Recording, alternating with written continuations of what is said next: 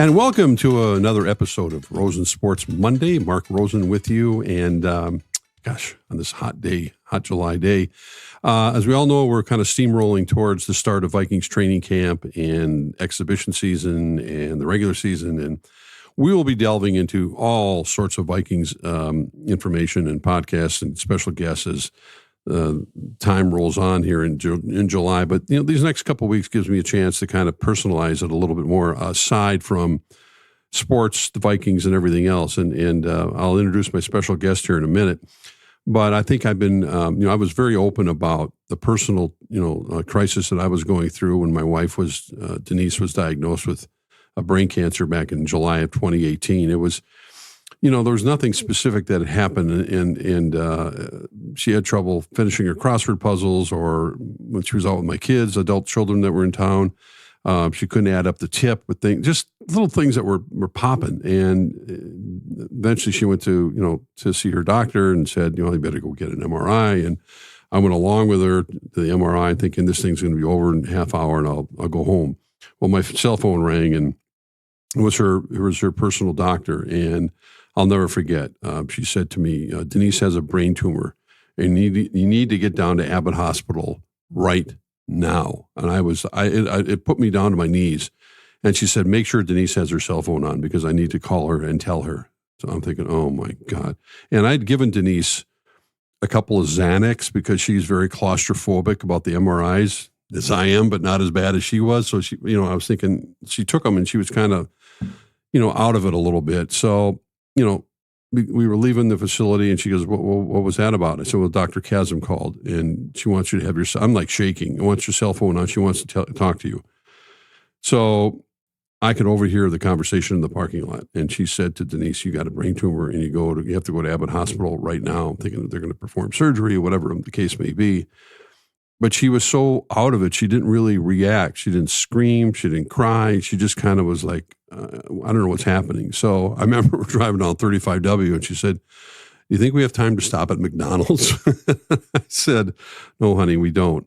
We got to get to the hospital right now. So we met with the surgeon, and the only thing I had ever heard about glioblastoma was really when John McCain was diagnosed with it. I knew it was serious. I knew it was, as it turns out, it's pretty much fatal, depending, it's glioblastoma. It's got a death sentence with it. So we met with the surgeon. He showed us the MRI and tried to describe things, I'm just kind of, my head spinning. So tells us what's going on, and he's got to take steroids before she has to have surgery to try to remove as much of the tumor, and did all that. And, she recovered well, and then she started a long series of radiation treatments, chemo pills that were specially delivered to my house, to my apartment, that we had to take, and just exam after exam. In the meantime, her quality of life, which is a key thing that we listen to all the time, was still pretty good. It was really good. So the advice we got from our Dr. Drushheim, who was the head of the Givens Brain Tumor Center at Abbott, said, just do everything you want to do right now. Just do it. And so we did. We traveled. We did what we could, and then eventually caught up with her. I mean, it's an awful, insidious disease that eventually, wore her down and forced us to put her into, hospice house. And that's when she passed peacefully. But what I learned during that time, because I remember Denise looked at me early in the prognosis, said, I really didn't think you'd ever be able to take care of me. And those words hit me, and I kind of smiled, and I went, well, she's kind of right. I mean, it was, I didn't think I had the capabilities, but this was not going to be a short-term thing. And, it was all-encompassing, and not just from doing the grocery shopping. And, I left my job at WCCO soon thereafter because I needed to be home. And obviously the doctor's appointments, and we had some help. We had some outside help from friends and my daughter in particular. My son lived in L.A., so it was hard for him, but he eventually got here. But it was the emotional toll that it took. So after day, when the lights go off at night, and Denise was going to bed a lot earlier than I was sitting there alone with my thoughts. It was haunting. It was lonely. It was like, what in the hell am I going to do? What's my life going to be like?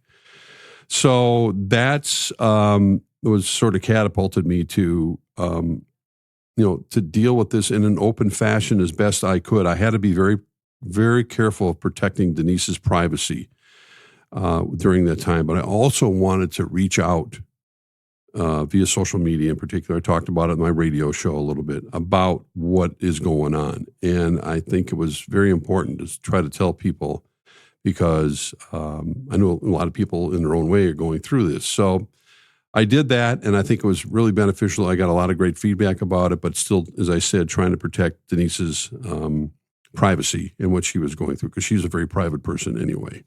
So she passed in August of 2021. So here we are. I was blessed to get remarried again, found a beautiful, wonderful woman in Karen Nelson, and she's the love of my life now, and she saved my life. She has in so many ways. I was very fortunate because I don't know what I would have done on my own. It would not have been pretty. I can tell you that. But one of the things I did was I got invited to a group that I had never heard of before.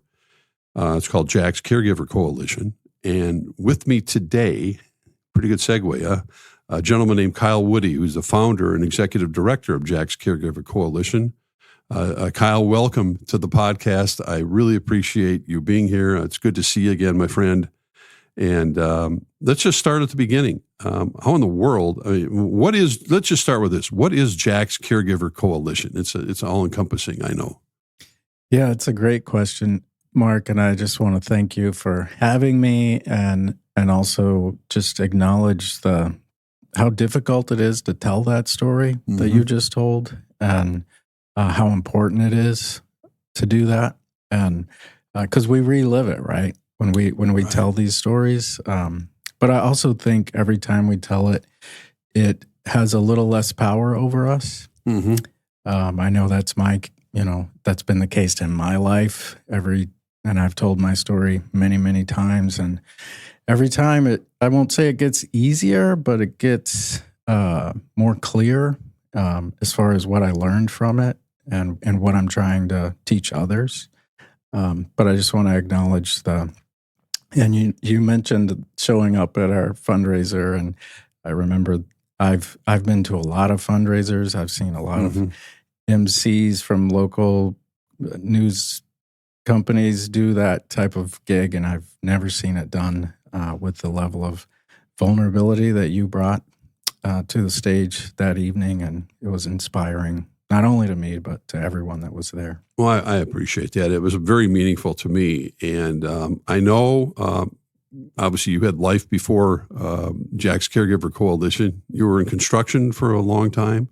Yes, sir. And so and this, we should say, this organization is really designed to help men, right? I mean, that's because men are not really, as Denise told me, I didn't think you could take care of me, are not, I hate to use the word, genetically disposed to have that gene in them to really be, day to day. I mean, we're kind of I'm going to call us cavemen. I think we've come a long way since then, but basically, we either going to watch, sports or we're going to be locked in our own little world and maybe do dishes once in a while. But I mean, I'm using the old stereotype, but you get what I'm saying. 100%. Yeah. Yeah. I think, your question, what is the coalition, or you might be kind of also wondering how it started. I can just tell my own story in that in 2011, my spouse, Sarah, was diagnosed with metastatic colon cancer. She was 34, I was 33, and we just had our second son. And we were living in Virginia at the time, which I've learned to clarify, living in Minnesota is on the East Coast, Beach, Virginia. And we had friends, her and I met in California, and they traveled across the country to spend a week with us when they learned about what was happening. And they were really, Stephanie and Rob are their names. They brought their kids. And at the dinner table that first night of their visit, Sarah and I are explaining, what we hope their week will look like, where they'll go, what they'll see, and all those sorts of things as we're kind of thinking as hosts. But they clarified they weren't there for that. And they said they were there to serve me. Hmm. And, it wasn't particularly surprising that someone was showing up to serve us, right? You can probably relate, Right. Mark, and why you were being so careful with the news, with the privacy is because this kind of news, it travels, it's viral, it travels and it can get mixed up as far as what's really happening. And so you have to be very careful. But they showed up and said they were there to serve me. And what was surprising about it was they were talking to me. They were looking at me. And I said, I don't need help. I'm fine. I'm not the one who has cancer here. Serve Sarah. And they went on to explain that before they came, they consulted a friend of theirs who had been through something very similar. So they had that wisdom to know they didn't know how to show up in this situation because they hadn't done it before. And he told them, serve the caregiver. They're always forgotten. And his name was Jack. And so that's where the name of the organization comes from. I'm called Jack all the time. I'm sure you are. I'm perfectly fine with that name. I prefer it, actually. But my name is Kyle. But that message guides us to this day. We think of ourselves as a hospitality company, and the people who we serve are caregivers. We have programming that serves all caregivers, but our mission is focused on the men. All caregivers, like Jack said, are forgotten and invisible, I believe, largely, if we're going to stereotype, but especially the men. Especially the men. And so that's why our mission is focused on. So they are the mission for us. And how has this evolved over time? Because I know I read a whole bunch of stuff, and I obviously learned a lot about your company. And it said that 78% of guys caring for a spouse/partner report having no help from others. I had friends, I had relatives that helped, but again, it's a lonely existence. So that statistic hit me pretty hard. And men in particular can be very vulnerable, even though they don't show it, right? I mean, that's a big thing. Absolutely. Definitely the, men being vulnerable or, it's not I would argue to be vulnerable, you have to actually roll over and show your soft parts, right? I think we all have a need to do that, a desire deep inside of us, but society's taught us that's not what good looks like. I talk about the hero fixes it alone culture that I was raised in. I don't think necessarily all men were, but that's really what we're up against, is that societal norms have taught men to go at, if the chain falls off your bike, you put it back on. Right. That's how you fix it. You don't go asking people to help you put it back on. You figure it out. And, there's a lot to be said for that. And there's certainly many situations where that individual approach is sound. But in a situation like yours, that's a dead-end game oftentimes. Yeah. Well, when we think about it, everybody listening right now, it doesn't matter if you're 23 or 73, like I am. At some point in your life, you're going to end up being involved or having to, in theory, I'm using air quotes, take care of a parent, a spouse, sibling, someone. It's just a fact of life. It's the older you get, the more you hear about it, and you don't see what goes on behind closed doors. And in men in particular, you're saying, have been kind of reluctant to maybe come forward and help other men. I mean, this is a big thing. That's what I picked up that night. I mean, I was so happy to see the number of men there, but men are normally kind of like, I got this. You know what I mean? I'm fine. They're not fine. They're not. And, hopefully they're seeing a therapist, or hopefully they have a close friend. I'll never forget, Mark, when I first spoke to you, when I reached out about inviting you to the event, and the theme that night was caregiving as a team sport, which was another reason that we invited you. And I'll never forget, I asked you, did it feel like a team sport to you? And I've asked many caregivers similar questions How supported do you feel, or does it feel like a team sport? We're saying the same thing with different words, but it's never been the reaction that I got from you, which was absolutely.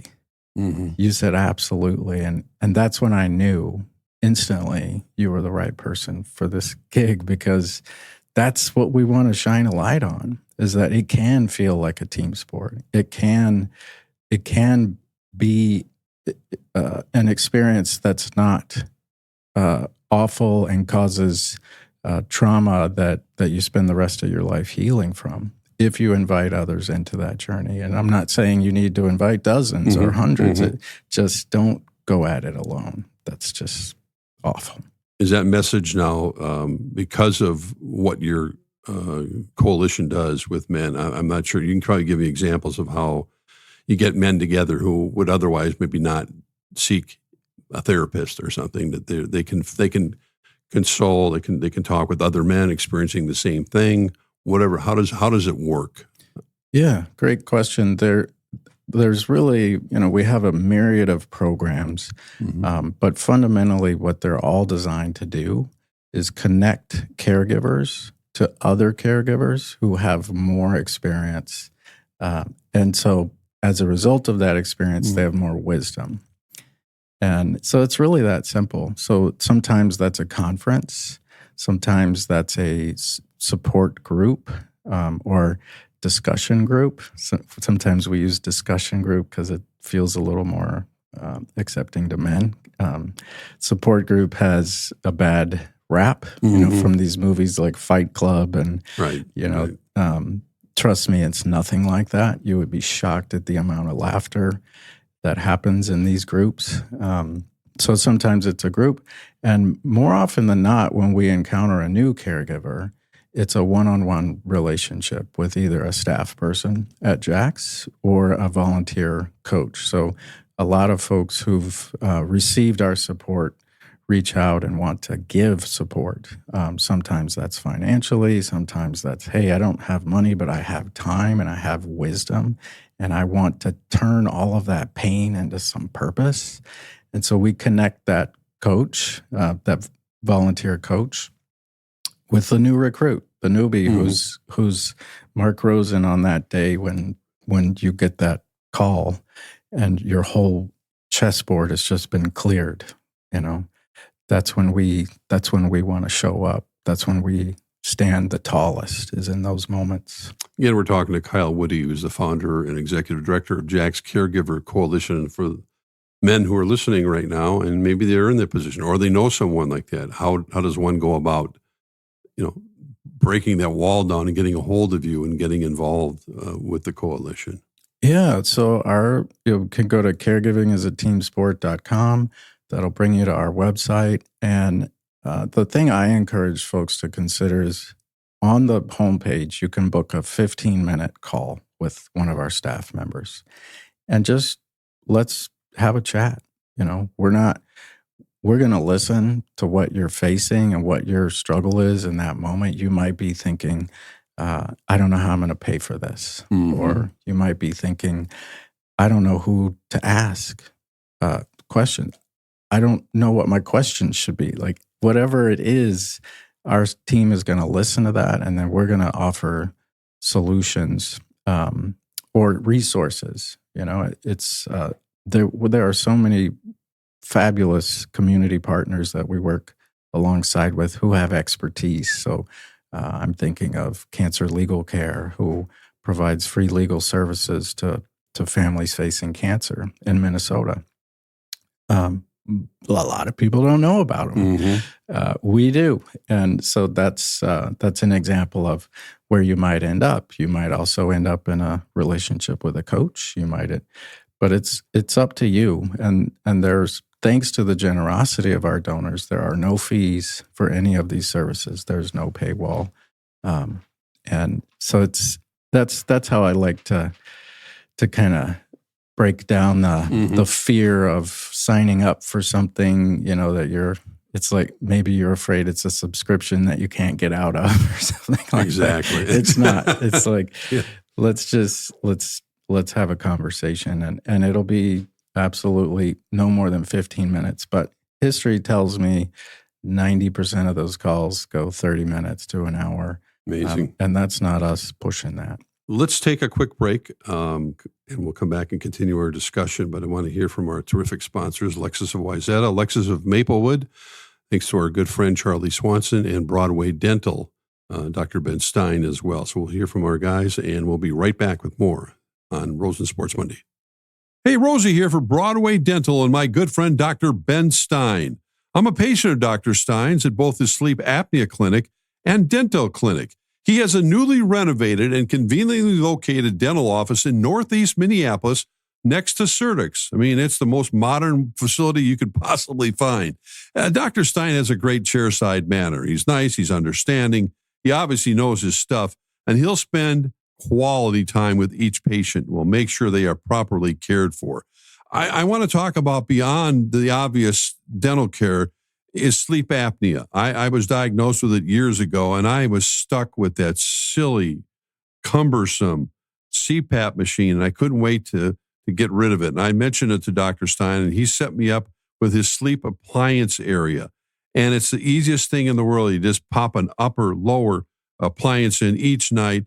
My snoring is gone. My wife says I don't snore at all, and I get a restful night's sleep. And if you have sleep apnea, Dr. Stein is the best to see as well to help you in that area.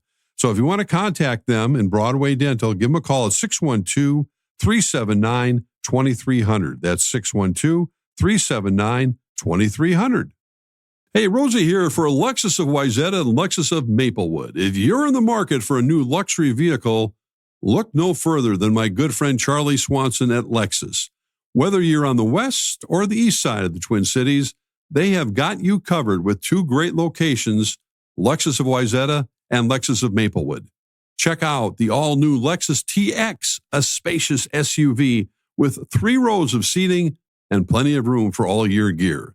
Head over to lexusofwayzata.com or lexusofmaplewood.com for details and to find your next ride today. And welcome back to Rosen Sports Monday. Again, having a really interesting discussion, personal discussion with Kyle Woody, who's the founder and executive director of Jack's Caregiver Coalition. In moving the needle, men are, again, like I said, are traditionally, reluctant, hesitant. I don't need the help. They're too macho. They're too this. They're too that.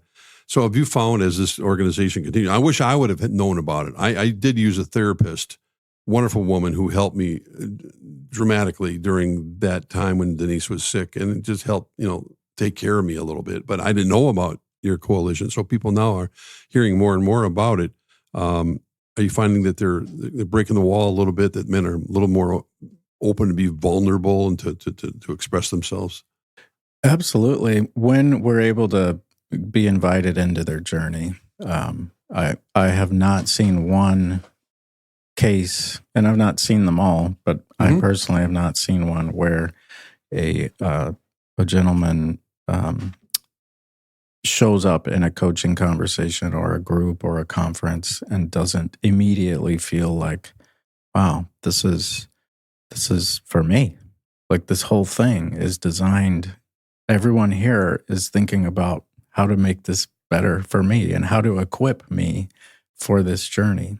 And you talk about moving the needle. That's the needle for us, is how equipped do you feel for this journey? And if the answer, so that's everything that we're doing is trying to move the needle towards more equipped. And the complexity of this is obviously, and I mentioned I stayed at WCCO TV for a little while after Denise was diagnosed, but it got to, and I was planning on staying longer, but it got to the point where this is nuts. This is crazy. I got to get out of here. I need to be home all the time. Not that she needed care 24 hours a day. She didn't, but I needed that psychological need to be there. So I'm thinking with a lot of these men who reach out, that many of them are working full time. They have to pay the bills. Their wife or whatever the case may be is no longer able to work potentially, and the burden falls on them. So that's a whole nother level of people that you see, correct? Absolutely. They're not only working, many of them with kids, Oh, lots sure. of kids, Yeah. young kids. Oh, and more, there's folks who also are caring for their parents. Yeah. And there is, it's come out recently. There's more folks caring for their parents now than there are for kids. I believe it. And so there needs to be elder care policies in workplaces. And that's what I was going to ask, because I think this is the one thing right now. I know my wife is, Karen is going through this with her dad a little bit right now, and he has to make some tough decisions. But, are there people that help? Because taking care of a parent and not just taking care of, I had that with my mom, but helping make the decision, very tough decisions many times, putting them in assisted living, nursing home/nursing home, or what kind of medical care they need. And many times getting pushback from that parent saying, look, I ain't happening. I'm not leaving my house. I'm not leaving my apartment. I can take care of myself. You're not bringing someone, whatever the case may be. You have resources to help with those decisions as well. Absolutely. That's that ecosystem of partnerships that we've built, because to your point, it really is such a broad thing, right? Like caring for someone. Yeah, just that term. That love, responsibility. This connects to every single part of who we are and what we stand for. And so there's no agency that could, I think, be honest and stand up and say, we have the solutions to all of these problems, because the expertise in the elder care space is very different than the pediatric space. Mm-hmm. And so that, I just oftentimes, we're just trying to be open to every kind of caregiver. And I would only clarify that the caregivers we do our best work with are non-professional. Okay. So they're not paid, right? Generally, Mm-hmm. you're talking about the gentleman who's got the job that he's trying to balance on top of this other job that he just got hired for, that he was not trained for. So those are the folks who we serve. We've also served professional caregivers, clinicians, heart surgeons and things. But it's because they're going, they might be using the scalpel at work all day, but then they're coming home to their wife or their child, and that's a totally different experience for them, because this isn't a person, it's their person. Right. Well, you mentioned this organization is designed basically to help men.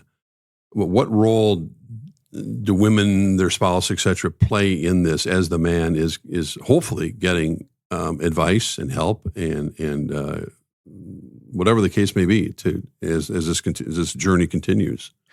Yeah, great question. More often than not, they show up at our coalition because a woman told them to. There's a shock. Right. Yeah. And that's what we all do. I remember early on a call that I got, and the gentleman said, she's listening. She made me call you. And she was listening through the door, and I said, well, just what do you want to talk about? Because it was clear to me he didn't want to talk about this. So we started talking about hockey, which I barely know anything about, but I just, that. So women, we are so grateful to the army of social workers out there in the community who are connecting us to these people. And then in the groups, our co-ed, our groups are clatches, they're co-ed. I was going to ask you about that. What that word, I saw that many times, the word clatch. Yeah, it's a German word. It means like a coffee chat. I liked the alliteration with caregiver clatch, and we were looking for something that didn't say support group in it, honestly, because we knew or had a suspicion that for a lot of men that was a hard no.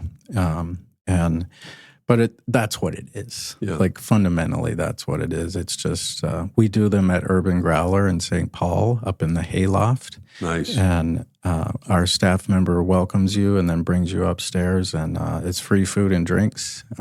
Oftentimes, a gentleman walking into that kind of space, they are terrified, absolutely terrified. I'm sure they're in their head about what if I say the wrong thing or what if, but worry not. We're going to ask you what kind of beer you want. Mm-hmm. And then we're going to feed you nachos and tater tots. And you're going to meet people who will blow your mind in the best way possible. And you'll walk out of there on a cloud. I promise you. Well, it's great to hear that, because I'm wondering how often people stick with the program and really stick with it. And if it's more than once a week, it probably is up to them to design their own schedule as far as using your services. Yeah, it's oftentimes, we check in on guys just that we haven't heard from, we'll call them. And what we hear back is like, it's just nice to know you're there, mm-hmm. And there's such a great change, because over the years I've heard from folks who've been on maybe a 4 or 6 year journey through oftentimes cancer, and they've had our brochure on their desk that whole time, but they're now it's hospice, and now I officially cannot do this by myself anymore. Mm-hmm. And they reach out, and what I'm getting really excited about is we're starting to see less of that and more of, thanks to opportunities like this with you today, Mark, men just realizing, this is an impossible job that no one can do well by themselves. Hi, everyone. This is Dawn Mitchell with a reminder. Please tune in to our podcast every week, Dawn of Sports. You can find it on Talk North Podcast Network. I don't know if there's other groups like this out there. Probably not, but it's shocking to me that there wouldn't be. Thankfully this exists for men in particular, to have this opportunity to use these resources. And again, guys, everyone is going to face it at one point or another. It doesn't matter what your story is or parent, whatever it is. It's just a fact of life. That's the way it works. And the more resources you can have, I'm sure you wish, when you're going through your own personal crisis with your wife, that you had more. You mentioned people came out to take care of you, which is really nice to hear. Because I got some of that. I had people bring me food and bring me meals or whatever it might be, or you want to go for a walk, and there were times I did, but many times I just wanted to close the door and turn out the lights. You do feel that way. You go through the range of emotions, and there's nothing wrong with that. I mean, that's just the way it works. No, I encourage solitude at times. There are times when that's exactly what you need, because everyone's coming at you with everything all the time. As the caregiver, often we're the CEO. Everyone's coming to us for decisions, the medical system, the family, and then they want to hear stories. They want to, how did treatment go yesterday? And it's like, I just lived through that. I don't really want to live it again. So it can be completely overwhelming. Not can be, it will be, I will say, if you're in that situation. One area that hit me hard, besides, again, taking the physical care of it, was just being inundated. And that's an understatement. And we know how complicated our healthcare system is. But I mentioned Denise had, I don't know how many MRIs. It seemed like every other week. And the chemo pills that were specially delivered, and the radiation, 40-some radiation treatments, and plus the doctor visits, et cetera, plus all the other prescriptions she had to take. And I get statement after statement after statement after statement, and I had a big file that was thick as the phone book too, that I kept her stuff in. And I fortunately had a really good health insurance, but at the same time I still felt overwhelmed. You have experts in that field, because it can be a shock to your system, to say the least, when you see those bills and paperwork coming through every single week. Yeah, you don't want to go to your mailbox. No, you don't. You don't want to check your email. You can see what's coming. Yeah, here you go. Yeah, you're just trying to get to all the appointments, much less getting home and thinking about how you're paying for them, or understanding EOBs and all of the like you said, the healthcare system, while it has become increasingly good at solving symptoms, and shrinking tumors and things. Sarah, at her diagnosis, we expected her to survive 2 years. Mm-hmm. She made it almost 9 and endured Wow. 187 rounds of chemo.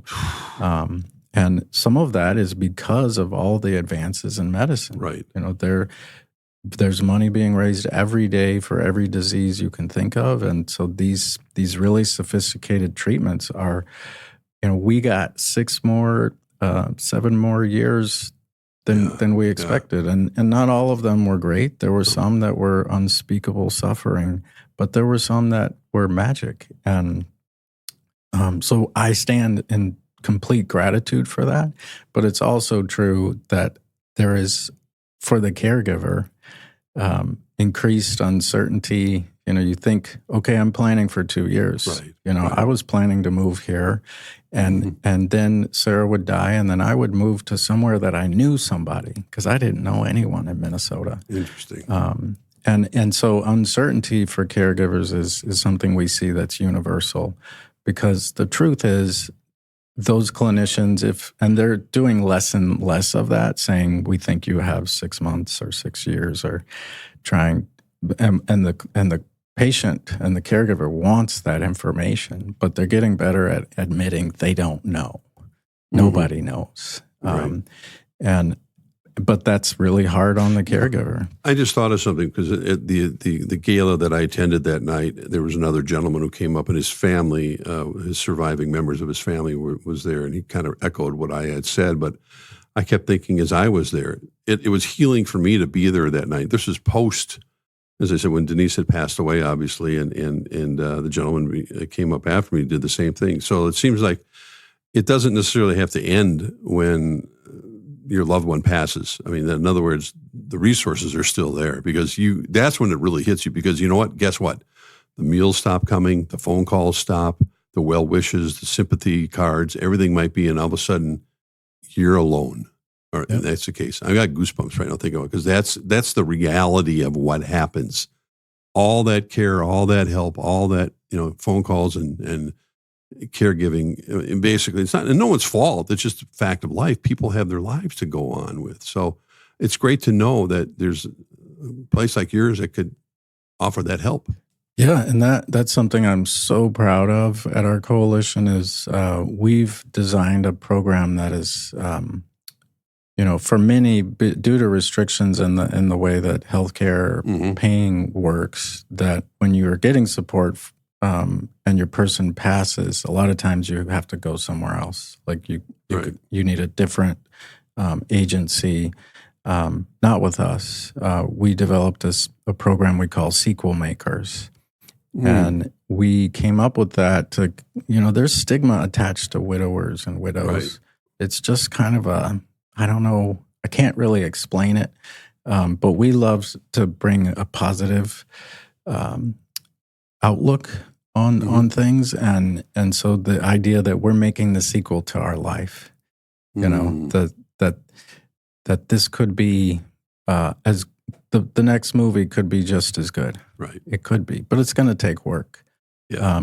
And so the Sequel Makers Clatch and the coaching that we do is absolutely, you're right. That is for many, if not all, the most difficult phase of that journey, because we see it as all one journey. Right. When your person passes, if they pass, it's not like, oh, I'm done with caregiving. Yeah, that was hard, and now I've got a bunch of free time. It's like, no, I got really good at this thing, and now I don't know what to do. Correct. And I don't know how to be. And so it's so jarring. So that's just something I want to make sure the listeners know too, is that if you've lost your person, we can be there for you. You don't have to engage with Jax during your active caregiving. You can you just learn about it. In fact, I want to thank you, Mark, because in the Star Trib, you made a comment about us around Christmas time last year, and a gentleman named Jack reached out to us. He lost his wife in November, and my colleague Jeff called him. He reached out to us on Christmas, and my colleague Jeff reached out to him on the 26th, and he's been getting our support, and now Wonderful. we're telling his story in our newsletter this month. Well, I felt, like I said, being, in the public eye, and I realized that, and I had some tough decisions to make, as I said, protecting Denise's privacy. At the same time, my goal was to help others best I could. I'm not a therapist. I'm not an expert. I'm just a guy that was involved in something that I never imagined would be happening. And I wanted to relay the story. I just had a former coworker who had just passed from brain cancer, and I sent her an email, and before all this happened. And I just want you to know I'm here. If your kids or husband, everyone wants to get in contact with me and understand what goes on, and it's something that I feel really led to do. So I appreciate you, Kyle Woody, for everything. Jack's Caregivers. And I said one more time, just tell folks how they can get in touch with your organization. Yeah, so visit caregivingisateamsport.com. You can also just punch in Jack's Caregiver Coalition in the Google machine. It'll bring you right to us. We're the only ones. With your support and engagement, our goal by 2035 is to strengthen 1 million men who are caregivers. Wow. And by strength, I mean the strength to ask for help. Yeah.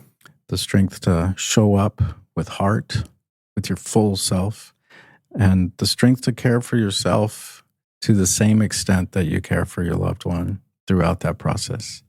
And so that's what I mean by strengthen. And I am just so excited about imagining a world in which that has happened.